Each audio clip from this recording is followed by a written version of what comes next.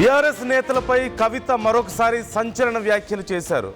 నాకు టైం వస్తుంది, నేను ఏదో ఒక రోజు సీఎం అవుతాను అంటూ కవిత చెప్తున్నారు. 2014 నుంచి ఇప్పటి వరకు జరిగిన అన్యాయాలపై ఆరా తీస్తానని, నేను తప్పు చేస్తే క్షమాపణ అడుగుతాను, ప్రతి ఒక్కరి బండారం బయట పెడతానంటూ కవిత అంటున్నారు.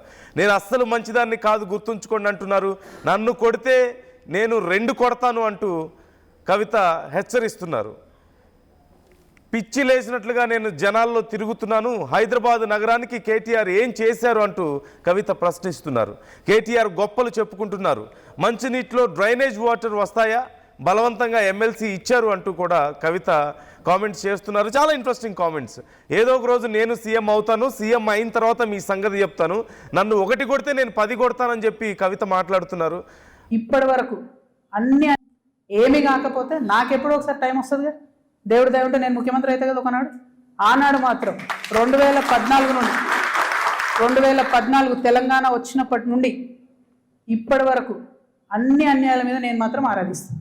ఎందుకంటే ఎవరు వచ్చి బయటకు వచ్చి మాట్లాడినా వాళ్ళని దబాయించాలి, వాళ్ళ మీద ఒక కేసు వేయాలి, వాడిని ఏదో అనాలి, బురద చల్లాలి అని అంటే కుదరదు. నేను అట్లా ఊరుకునే వ్యక్తిని కాదు. నేను తప్పు చేస్తే నేను క్షమాపణ అడుగుతాను. నేను కోరిన క్షమాపణ జనం బాటలో ముందుకెళ్ళినప్పుడు